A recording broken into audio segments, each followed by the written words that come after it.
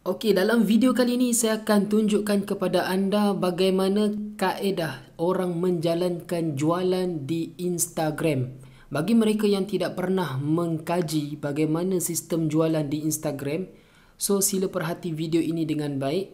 Kemungkinan dia boleh membantu anda untuk mencambahkan lagi idea-idea untuk memasarkan produk ataupun servis anda di Instagram.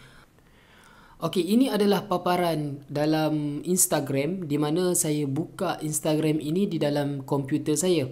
Namun sebenarnya Instagram ini dia khas untuk smartphone di mana kita boleh lihat gambar dengan lebih menarik. Kali ini saya mengajar dengan menggunakan desktop. Jadi anda boleh compare nanti perbezaan ataupun bagaimana penyusunan dia. First, anda mesti mempunyai akaun Instagram. Dan yang saya tunjuk ini adalah akaun Instagram pada tahun 2015 pada bulan Oktober. Okey, inilah keadaan dia. Macam inilah keadaan dia. Cuma ini adalah akaun personal saya. Okey, untuk saya just gunakan Instagram ini sekadar suka-suka. Di mana saya tidak memerlukan follower yang ramai. Saya just gunakan untuk perkongsian sedikit nasihat dan juga apa aktiviti yang saya jalankan. Jadi saya punya Instagram lebih umum dan tak adalah follower ramai sangat. Cuma yang bagi orang yang nak buat bisnes, saya nasihatkan mereka separate, iaitu akaun personal dan juga akaun bisnes. So anda akan ada dua Instagram. Means anda kena ada dua handphone lah. Okay? Okay, kalau anda study macam mana orang menjalankan bisnes ataupun orang letukkan jualan di dalam Instagram. Okay, saya buka yang pertama. Anda boleh lihat dekat sini, Telekong Siti Khatijah. Yang mana dia mempunyai 33,000 follower. Dan apa yang first anda kena faham adalah bagaimana nak menyusun anda punya description. Okey. Anda punya tajuk sangat penting. Okey, kalau misalnya anda menjalankan apa-apa bisnes, anda nak create satu akaun Instagram yang bagus, anda punya tajuk mesti straight to the point. Anda kena tulis terus kalau misalnya anda menjalankan apa-apa servis, anda terus tulis saja macam ni, dia memang tulis Telekong Siti Khatijah. Sedangkan kita tak tahu nama owner dia ni apa. So dia memang tunjuk dia punya bisnes adalah Telekong dan nama brand adalah Siti Khatijah. Dan description sangat-sangat penting yang ke atas ni. Dia boleh membantu seseorang bila seseorang itu mula like ataupun follow anda punya Instagram, dia akan membaca ini terlebih dahulu. Mengikut kajian saya lihat mana-mana Instagram yang bagus, dia punya description adalah sangat jelas. Di mana dia akan menyatakan dia punya bisnes dekat mana, dia punya aktiviti terkini dan ada website. Anda boleh lihat seperti Radio Suite, anda boleh lihat seperti Bella Amara. Semuanya akan menggunakan nama company ataupun dia punya produk dan juga dia akan letak dia bertapak di mana dan dia akan kongsikan juga cara nak berhubung dengan mereka. So ini sangat penting untuk seseorang mendapatkan kepercayaan bagi bakal prospek dia. Okey. Yang kedua adalah berkaitan dengan gambar. Kalau anda lihat yang saya ni memang saya buat umum, jadi saya just share apa-apa yang berkaitan dengan diri saya. Namun bagi orang yang menjalankan bisnes, gambar di dalam Instagram sangat-sangat penting dan inilah yang menyebabkan orang akan follow anda ataupun orang akan like gambar tersebut.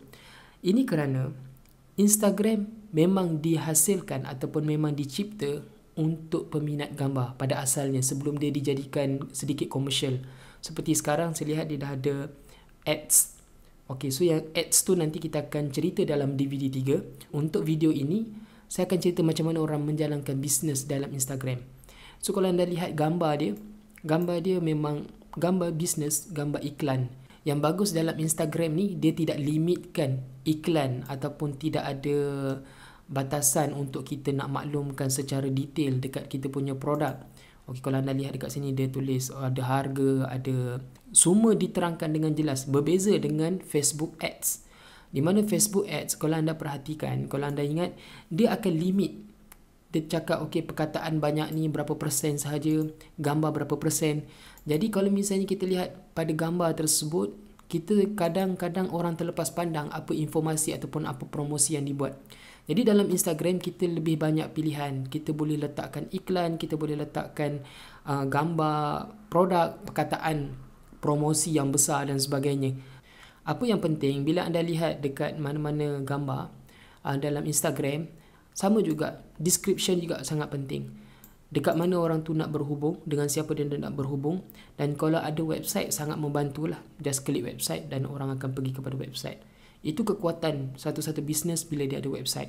Di sini juga saya nak kongsikan sedikit tips bagaimana nak buat marketing secara percuma dengan Instagram, dan juga cara untuk mendapatkan like yang lebih ramai. Tapi cara manual, tidak perlu keluarkan wang yang banyak.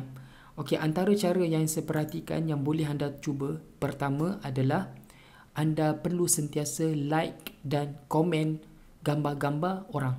Anda boleh follow public figure, contohnya macam kat sini saya bagi contoh Heliza Helmi. Bila kita follow dia, kita tahu dia punya follower ramai. Anda boleh lihat kat sini pun dekat 500,000 juta dia punya follower.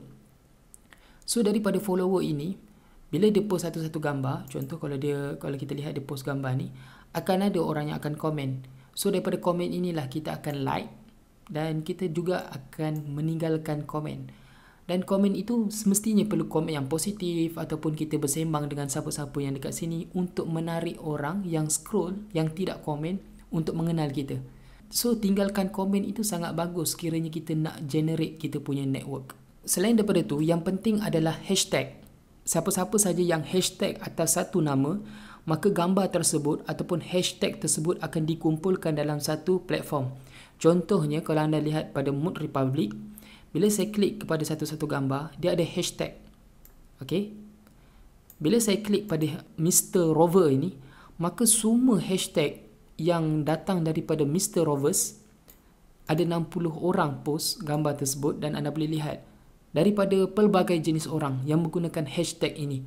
So, ini bermakna sangat besar peluang untuk kita memperkenalkan produk kita melalui hashtag. Okey, sebagai contoh, kalau misalnya anda lihat, dulu saya pernah letak satu hashtag Dai TV3. So, bila saya letak hashtag Dai TV3, dan waktu tu memang tengah final Dai TV3, dan saya punya hashtag ada keluar dekat bahagian page hashtag. Jadi secara tidak langsung saya dapat customer daripada sini. Sebab bila saya hashtag, semua saya punya gambar akan berada di dalam sini. Dan untuk menarik perhatian orang, saya akan hashtag 3 gambar sekali. So setidak-tidaknya orang akan lihat apa gambar yang sama. So dekat situ antara seni-seni yang kita boleh guna pakai waktu kita nak menarik perhatian orang untuk mempromosi produk, mengikut fenomena yang berlaku pada waktu tu. Okey, kalau waktu tu musim bola, anda hashtag lah bola, anda hashtag lah apa-apa, dan anda kenalkan produk anda. So ini satu pemasaran yang sangat efektif pada saya, dan ia percuma. Tu yang best tu. Okey. Antara cara lain yang boleh saya kongsikan untuk kita dapatkan networking yang bagus, kita boleh buat review ataupun kita minta orang reviewkan kita punya produk, dan kita boleh bayar kepada dia. Dan pada saya ini juga berkesan. Tetapi kita kena tengok juga dia punya follower berapa ramai dan macam mana, ataupun scope sesuai ke tidak dengan kita. Contoh dekat sini saya tengok Dakwah Sentap, yang mana dia ada follower dalam 147k, dan ada ramai orang yang akan bagi dia produk untuk dia review. So mungkin saya tak tahu harga berapa, mungkin dalam 30 ataupun 60 ringgit sekali dia keluarkan, ataupun 2 kali dia keluarkan. So sedikit sebanyak anda menumpang networking yang dia ada. So itu adalah kaedah untuk kita memperkenalkan produk kita kepada orang ramai. Yang penting apabila anda kenalkan, make sure, pastikan anda dah ada description yang bagus. Okey, maksud saya description yang bagus adalah bila anda meletakkan perkataan, anda mesti susun dengan baik. Okey, ada nombor, ada alamat, ada nombor telefon, ada email, ada website dan sebagainya, supaya first orang akan tengok gambar anda, kemudian bila dia tengok description, ada tempat untuk dia berhubung. Itu adalah strategi yang paling berkesan dan mudah untuk kita gunakan di dalam Instagram.